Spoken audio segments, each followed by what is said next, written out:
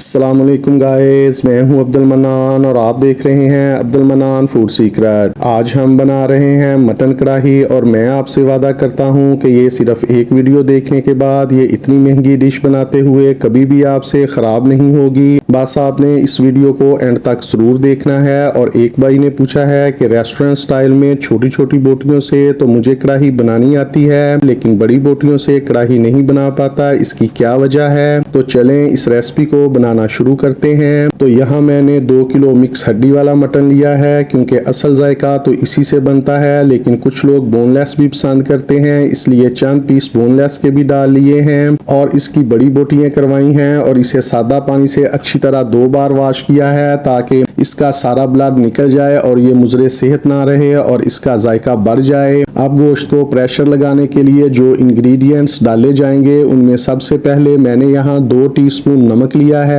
लेकिन आप अपने हिसाब से कम ज्यादा कर सकते हैं। लेकिन कढ़ाई में बाद में नमक शामिल करने से बोटियों के अंदर तक जज़ब नहीं होता, इसलिए नमक मिर्च आप हमेशा अपने हिसाब से डाला करें, क्योंकि खाना कितना भी मजेदार क्यों ना बना हो, अगर नमक मिर्च आपके हिसाब से नहीं तो कभी भी खाने का मजा आपको नहीं आ सकता। और ये 1.5 टीस्पून हल्दी ली है, ये आपने कम नहीं डालनी, क्योंकि ये इस रेसिपी का मेन इंग्रेडिएंट है। और ये 6 जवे लहसुन के लिए हैं, जिन्हें मैंने दरमियान से 2 कर दिया है, ताकि जब हम प्रेशर लगाएं तो इसका फौरन फ्लेवर गोश्त में पहुंचे। और ये 1 गिलास पानी लिया है, लेकिन प्रेशर लगाने के लिए इतना ही पानी और चाहिए होगा, यानी टोटल 2 गिलास पानी डालेंगे। अब यहाँ तमाम इंग्रेडिएंट्स को गोश्त में शामिल करके वेट चलने के बाद तकरीबन 6 से 7 मिनट तक प्रेशर लगाएंगे।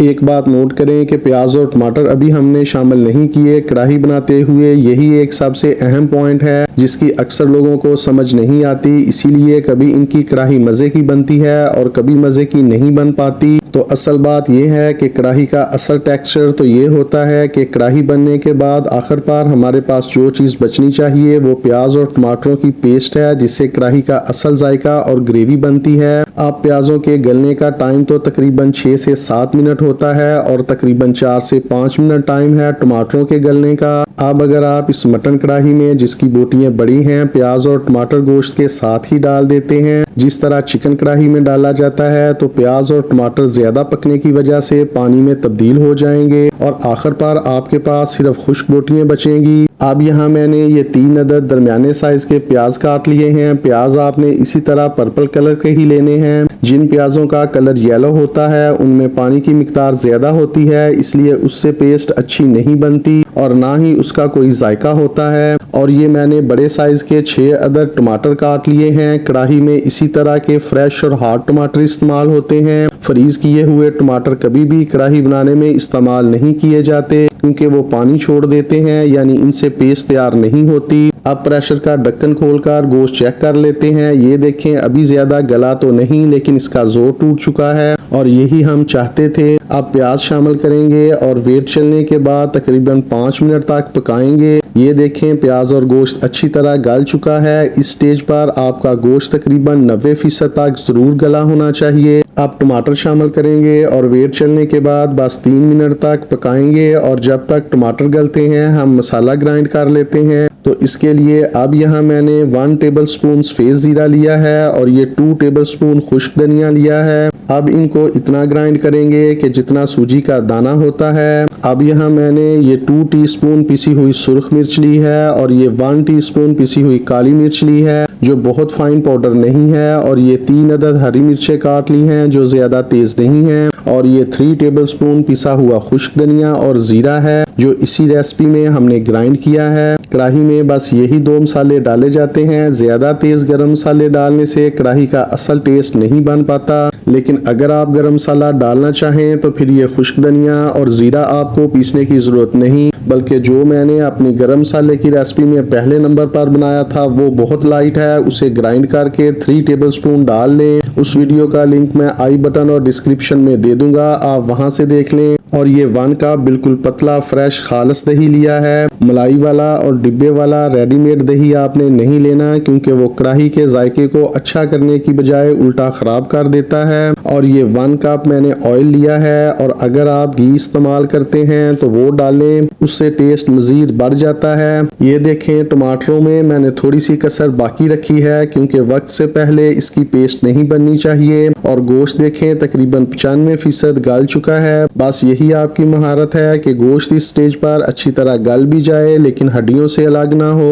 अब इस रेसिपी का ये दूसरा सबसे अहम पॉइंट है। अगर इस पॉइंट की समझ आपको आ गई तो बस कभी भी आपकी चिकन, मटन या बीफ कढ़ाई खराब नहीं होगी। वो ये है कि पैन आपने लोहे के हैंडल वाला काफी बड़े साइज का लेना है, ताकि जो पानी प्रेशर का बच जाए वो फौरन खुश्क हो। और तेज आंच करने पर कढ़ाई को आग ना लगे, जिस तरह रेस्टोरेंट में लगती है। घरों के किचन में चूंकि लकड़ी की हुड अक्सर बनी होती है, तो इसलिए इस हुड को भी आग लग सकती है और पानी से इस आग को बुझाना बहुत मुश्किल है। इसलिए कढ़ाई हमेशा बड़े साइज की इस्तेमाल करें। अब बात करते हैं इस रेसिपी के तीसरे और आखिरी सबसे अहम पॉइंट पर, और वो ये है कि अब इस कढ़ाई में सिर्फ 4 से 5 मिनट तक तेज आंच पर गुलाई में घुमाते हुए मुसलसल चम्मच फेरेंगे, ताकि प्याज और टमाटरों की पेस्ट तैयार हो और ये नीचे भी ना लगे और बोटियां बाहर से रोस्ट हों और अंदर से जूसी रहें, लेकिन टूटकर हड्डियों से अलग ना हो। एक बात नोट करें कि इस रेसिपी में हमने अदरक की पेस्ट शामिल नहीं की। उसकी वजह यह है कि मटन कढ़ाई अदरक की पेस्ट के बगैर ज्यादा मजे की बनती है,